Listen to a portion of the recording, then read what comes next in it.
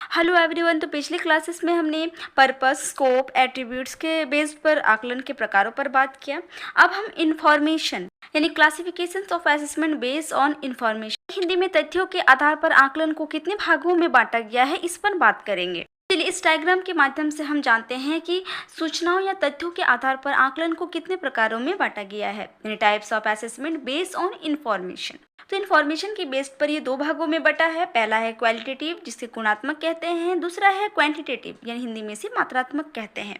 तो चलिए, आगे इस वीडियो पे हम इन दोनों प्रकारों पर बात करते हैं। तो चलिए, सबसे पहले बात करते हैं क्वालिटेटिव असेसमेंट यानी गुणात्मक आकलन क्या है। सबसे पहले हम उसके इंट्रोडक्शन यानी परिचय पर बात करेंगे। गुणात्मक आकलन वह मापन होता है जिसका संबंध भौतिक ना होकर उनके मानसिक तथा गुणों के मापन से होता है। इसे ही गुणात्मक आकलन कहा जाता है। देखिए, गुणात्मक आकलन एक तरह का मापन है, एक तरह का मेजरमेंट है, जिसमें बच्चों के मानसिक और उनके गुणों को मापा जाता है और इसे ही गुणात्मक आकलन कहते हैं।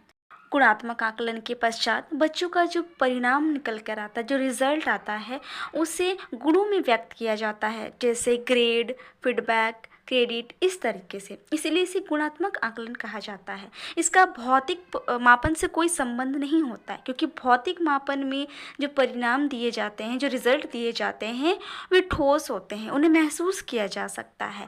लेकिन गुणात्मक आकलन में छात्रों के मानसिकता और उसके गुणों का मापन किया जाता है, जिसे गुणात्मक रूप में व्यक्त किया जाता है और इसे ही गुणात्मक आकलन कहते हैं। गुणात्मक आकलन का प्रयोग अधिकांश समाज विज्ञान, मनोविज्ञान तथा शिक्षा जैसे मानविकी विषयों में किया जाता है। गुणात्मक आकलन में ना तो कोई शून्य होता है और ना ही मात्रात्मक या परिमाणात्मक आकलन की तुलना में वस्तुनिष्ठता होती है और ना ही आकलन में कोई निश्चितता होती है।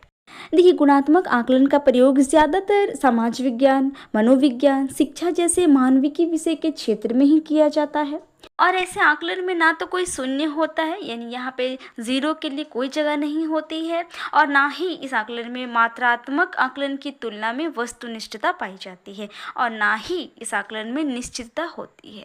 ऐसे आकलन ज़्यादातर बच्चों के गुणों का मापन करते हैं और गुणात्मक रूप में इसके परिणाम को व्यक्त करते हैं, जैसे फीडबैक, क्रेडिट, ग्रेडिंग, इस तरीके से।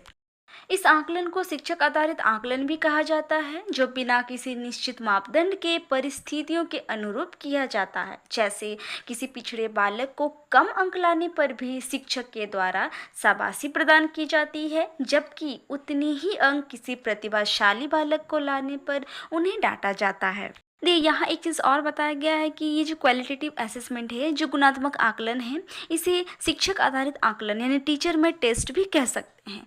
जिस तरह से टीचर मेड टेस्ट का कोई निश्चित समय सीमा नहीं होता है, कोई मापदंड नहीं होता है, किसी भी परिस्थिति में ऐसी परीक्षाएं ली जा सकती है, वैसा ही गुणात्मक आकलन में, क्वालिटेटिव असेसमेंट में भी होता है। इसका कोई निश्चित समय सीमा नहीं होता, कोई मापदंड नहीं होता है, किसी भी परिस्थिति में ऐसा मापन किया जा सकता है। जैसे परीक्षा में किसी पिछड़े बालक, यानी जो शारीरिक मानसिक रूप से पिछड़ेपन में है, जो कमज़ोर है, ऐसे बालक अगर परीक्षा में कम अंक लाते हैं तो टीचर उन्हें शाबाशी प्रदान करती है, ताकि उसका मनोबल बना रहे।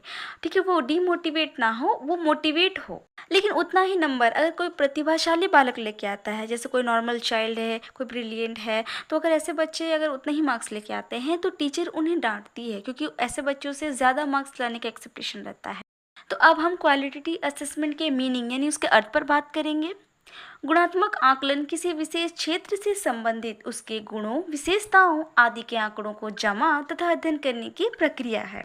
देखिए, गुणात्मक आकलन एक प्रक्रिया है जिसमें बच्चों के किसी खास क्षेत्र से संबंधित उनके गुणों, उनकी विशेषताओं से संबंधित जो भी डेटा होते, जो आंकड़े होते हैं, इन सभी चीज़ों को जमा किया जाता है और उसका अध्ययन, उसका स्टडी किया जाता है। और स्टडी के बाद जो भी परिणाम आते हैं, जो रिजल्ट आता है, उसे गुणात्मक रूप में व्यक्त किया जाता है और इसे ही गुणात्मक आकलन यानी क्वालिटेटिव असेसमेंट कहा जाता है।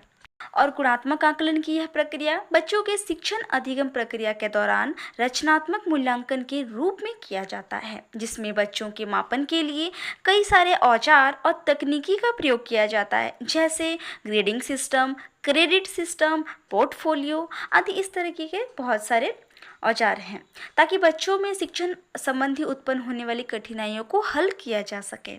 देखिए, ये जो क्वालिटेटिव असेसमेंट यानी जो गुणात्मक आकलन की प्रक्रिया है, ये बच्चों के टीचिंग लर्निंग प्रोसेस यानी शिक्षण अधिगम प्रक्रिया के दौरान ही संपन्न करवाई जाती है, जो कि फॉर्मेटिव असेसमेंट या इवैल्यूएशन के रूप में होता है। इसमें बच्चों के मापन के लिए बहुत सारे टेक्निक्स, बहुत सारे औजार का प्रयोग किया जाता है, जैसे ग्रेडिंग सिस्टम हुआ, क्रेडिट सिस्टम हुआ, पोर्टफोलियो हुआ। इस तरीके से बहुत सारे औजार और तकनीकी का प्रयोग किया जाता है जो बच्चों के गुणों और विशेषताओं का मापन करते हैं, ताकि बच्चों में शिक्षण संबंधी उत्पन्न होने वाली जो भी कठिनाइयां हैं, जो भी परेशानियां हैं, इन सभी परेशानियों का पता चले और समय पर इसका हल किया जा सके। इस आकलन के द्वारा व्यक्ति के आंशिक गुणों का मापन किया जाता है, जिसे शाब्दिक रूप में व्यक्त किया जाता है। इस मापन में विश्वसनीयता तथा वैधता कम पाई जाती है, क्योंकि इस मापन का कोई निश्चित इकाई अंक नहीं होता है। देखिए, इस तरह के आकलन में व्यक्ति के आंशिक गुणों यानी उनके अंदरूनी गुणों को मापा जाता है और इसके अंदरूनी गुणों को शाब्दिक रूप में व्यक्त किया जाता है, ना कि संख्यात्मक रूप में। ऐसे मापन में विश्वसनीयता और वैधता ना के बराबर होती है, माने कम पाई जाती है, क्योंकि ऐसे मापन का कोई निश्चित इकाई अंक नहीं होता, इसमें कोई अंक प्रदान नहीं किया जाता, कोई संख्या में प्रदान नहीं किया जाता है। इसलिए ऐसे परीक्षाओं का, ऐसे मापन का कोई वैलिड और रिलेबिलिटी नहीं होती है। इस आकलन के द्वारा छात्रों में तुलना किया जाता है, जैसे किसी व्यक्ति के गुणों का प्रतिमान को आधार मानकर उनकी तुलना अन्य व्यक्ति से किया जाता है। यानी इस आकलन के द्वारा एक बच्चे का दूसरे बच्चे के साथ तुलना किया जा सकता है और यह तुलना व्यक्ति के गुणों या उनके प्रतिमान को आधार मानकर किया जाता है। तो अब जानेंगे क्वांटिटेटिव असेसमेंट यानी मात्रात्मक आकलन क्या है। सबसे पहले हम मात्रात्मक आकलन के इंट्रोडक्शन यानी उसके परिचय पर बात करेंगे। मात्रात्मक या परिमाणात्मक आकलन वह मापन होता है जिसमें किसी वस्तु की भौतिकता हो, जिसमें आकार हो, विषय वस्तु परिणाम आदि हो, गुण हो, उसे ही मात्रात्मक या परिमाणात्मक मापन कहा जाता है। देखिए, हम मात्रात्मक को परिमाणात्मक मापन भी कह सकते हैं। अगर एग्जाम में मात्रात्मक के जगह पे परिमाणात्मक पूछे तो आप इसे ही लिखिएगा, क्योंकि दोनों ही सेम है। देखिए, मात्रात्मक आकलन एक प्रकार का मापन है, एक मेजरमेंट है। जैसे गुणात्मक आकलन एक मेजरमेंट था, वैसे ही मात्रात्मक आकलन भी एक प्रकार का मेजरमेंट है। इसमें किसी वस्तु की भौतिकता हो, जिसमें आकार हो, विषय वस्तु हो, गुण हो, ठीक है, तो ये सभी चीज़ें हो, उसे ही मात्रात्मक या परिमाणात्मक आकलन या मापन कहा जाता है। या हम कह सकते हैं कि मात्रात्मक आकलन में किसी भी चीज़ों का मापन जो होता है वो संख्यात्मक रूप में होता है, मात्रात्मक रूप में होता है। तो ऐसे मापन को ही मात्रात्मक या परिमाणात्मक मापन कह सकते हैं। इस आकलन की प्रकृति मात्रात्मक होती है और इसे संख्या द्वारा व्यक्त किया जाता है, जैसे 1 kilometre, 1 metre, 1 centimetre, 1 kilogram, 1 litre आदि। कि इस तरह के जो आकलन है, इसकी जो प्रकृति होती है मात्रात्मक होती है, जिसे हम संख्या द्वारा व्यक्त करते हैं। जैसे 1 kilogram, 1 metre, 1 centimetre, 1 kilometre, 1 litre, तो इसमें सभी चीज़ों को संख्या में व्यक्त किया गया है, मात्रा में व्यक्त किया गया है। तो इसीलिए इसकी प्रकृति जो है ये मात्रात्मक है, जो संख्या में व्यक्त किया जाता है। तो अब हम इसके मीनिंग यानी इसके अर्थ पर बात करेंगे। मात्रात्मक आकलन से तात्पर्य है ऐसी कोई वस्तु जिसकी भौतिक जगत में सत्ता हो, जिसमें आकार हो, विषय वस्तु हो, परिमाण आदि गुण हो, जिसे देखा जा सके और जिसकी उपस्थिति या अनुपस्थिति को अनुभव किया जा सके, उसे ही मात्रात्मक या परिमाणात्मक आकलन कहते हैं। देखिए, मात्रात्मक आकलन यानी क्वालिटेटिव असेसमेंट से हम समझते हैं कि ऐसी कोई वस्तु जिसकी भौतिक जगत में सत्ता हो, यानी कि हम उसे देख सकते हैं, उसे छू सकते हैं, ठीक है, वो ठोस रूप में हम उसे महसूस कर सकते हैं। ऐसा कोई चीज़ जिसका अपना आकार होता है, ऐसी कोई चीज़ जिसकी विषय वस्तु होती है, ठीक है, ऐसे कोई गुण जिसको हम परिणाम रूप में देख सकते हैं, उसकी उपस्थिति अनुपस्थिति को महसूस कर सकते हैं, तो उसे ही हम मात्रात्मक या परिमाणात्मक आकलन कहते हैं।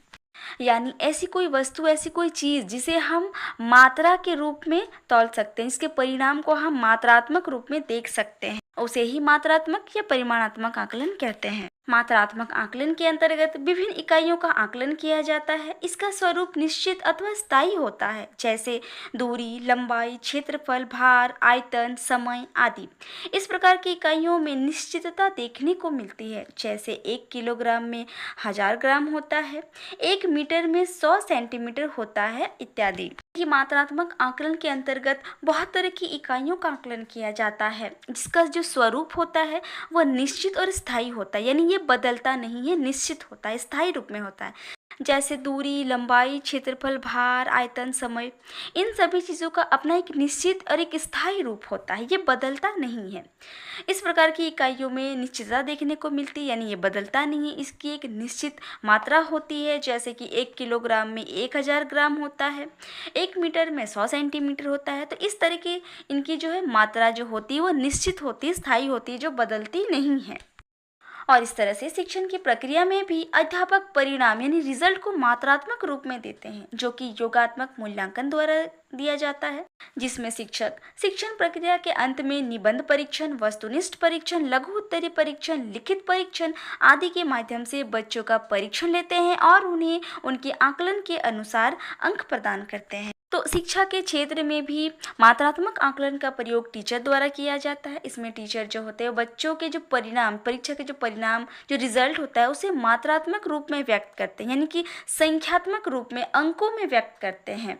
और ये योगात्मक मूल्यांकन द्वारा किया जाता है, यानी कि जो हमारा ईयरली या हाफ ईयरली जो एग्ज़ाम होता है, योगात्मक मूल्यांकन जिसको हम कह सकते हैं, तो इस रूप में मात्रात्मक आकलन किया जाता है, जिसमें टीचर बच्चों के टीचिंग लर्निंग प्रोसेस यानी शिक्षण अधिगम प्रक्रिया के अंत में, जब वो सेमेस्टर हो या ईयरली ख़त्म हो जाता है, उसके बाद बच्चों का निबंध के रूप में परीक्षण हो या वस्तुनिष्ठ हो या लघु उत्तरीय हो या लिखित रूप में, किसी भी रूप में, किसी भी प्रकार में परीक्षाएं ली जाती है और उन्हें उनके आकलन के अनुसार ही उन्हें अंक प्रदान किया जाता है, जिसे हम बच्चों का रिजल्ट या उनका परीक्षा परिणाम कहते हैं। अतः इस प्रकार मात्रात्मक आकलन की जो प्रकृति है वो मात्रात्मक होती है, जिसमें छात्रों के परीक्षा परिणामों को संख्याओं में व्यक्त किया जाता है। तो इस तरह से हम देख सकते हैं कि ये जो मात्रात्मक आकलन होता है इसकी प्रकृति मात्रात्मक होती है, जिसमें छात्रों की परीक्षाओं के बाद उनके जो भी परिणाम आते हैं, जो भी रिजल्ट होता है उसे संख्याओं में व्यक्त किया जाता है। इसे ही मात्रात्मक या परिमाणात्मक या क्वालिटेटिव असेसमेंट कहते हैं। तो इस तरह से क्लियर हो गया कि गुणात्मक आकलन और मात्रात्मक आकलन क्या है। तो आगे की वीडियो पर हम इसकी विशेषताओं और इसके अंतर पर बात करेंगे।